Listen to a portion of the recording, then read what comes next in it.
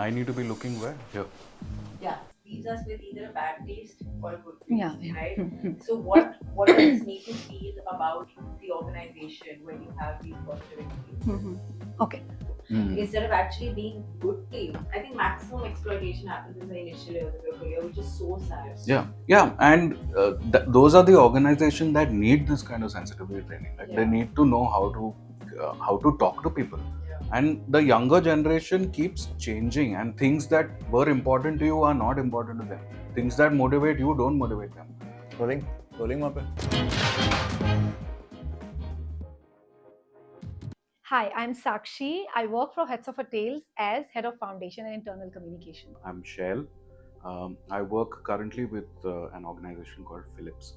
I am Sanjana and I'm a content strategist at Sukoon Health. My name is Dhruv Mohan. I'm a senior producer and anchor with Business Insider India. I've been working for about 7 years in the industry, and I'm really happy with my job. And I'm here to talk to you a little bit about mental health and wellness at the workplace. Healthy workplace, or rather I would say a happy workplace for me, must have the following. A place where I look forward to going. I shouldn't feel a lump in my throat when I wake up in the morning that I'm so fearful, I'm underconfident.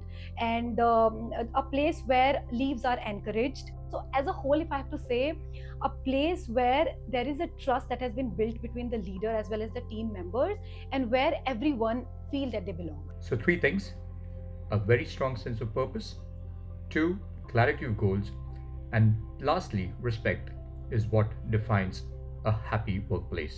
When your team actually trusts you to get the work done, and on other days, it's when they pat you on the back for all the efforts that you've put in. But I think most importantly, like it's how your workplace handles when you make a mistake. So when it comes to workplace happiness, what matters the most is that there's no roadblock in terms of both professional and personal output. We have our own personal space and professional space as well. We have enough time to look after ourselves and also the product that we are working on. So the recent example that I'm talking about is essentially when my pet passed away. I just had to inform my boss that this is what has happened. Officially, Philips does not have any bereavement leave for pets. It does not have anything in its policies. But I think it was the empathy that my boss had, and she just said, take all the time that you need, and we don't expect you to come back to work this week. And I didn't even have to ask for leave. I think it was the month that I had joined Sukoon. I remember in the second week I fell ill, like I had fever for a couple of days. And once I came back, a few days later, one of my family members was admitted to the hospital, and I was really close to her. Throughout the whole thing, when I was going in and out of the hospitals, it was always in the back of the mind that this is like I've just joined a new job and I have to impress my managers, I have to impress the team. Right after we finished the rituals, I told my manager that I'm ready to come back to work, and it was her who sort of said, no, why don't you take some more time off?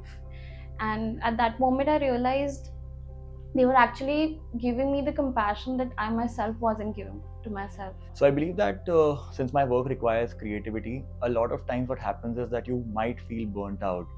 In that situation, my bosses give me enough space to relax and at the same time take a break. They leave deadlines up to me, and the best part is that they have a deadline approach when it comes to work. They don't give they don't micromanage basically. I think managers and everyone in this organization, they go through a rigorous amount of training for situations like this, right? So how do you deal with a co-worker or a peer or a subordinate who's lost a family member? What do you do in case there's a war? What are the things you're supposed to say? What are the things you're not supposed to say? Especially in this day and age where you have to be careful and also respectful in terms of an LGBTQ kind of conversation. How do you deal with those situations? How do you make them feel included? How do you, what exactly is diversity? What exactly? So those kind of trainings are happening regularly, and I see the organization walk the talk. So when I came back to work, I really thought that people would have already made a impression of me. And as a person with anxiety, I really struggled with that because I was always constantly overthinking. But when I came back, I realized everybody was treating me normally. They weren't questioning me why I was on such a long break. They weren't questioning if I was the right fit for the role. And that made me realize that um, that actually gave me a good impression. And I realized that Sukoon actually practices what they preach. All I can say now is you spend most of your time at your workplace. So, all the humans that you see on the floor on a daily basis, whether it is your teammates, other team members, or the bhaiyas and didis that care for you, make sure that you do not judge them because everybody is fighting their own battle. So, the least that you can do is not judge them.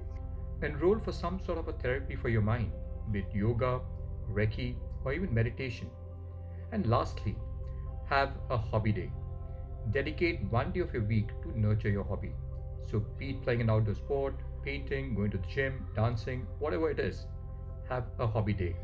A lot of organizations fear that if they hire people with mental health struggles or if their employees come up to them and share about their struggles, it's going to be a hindrance to the productivity. But I feel when organizations actually stick with people through the tough times, people also feel gratitude. They also feel a sort of bond, an emotional bond with the company.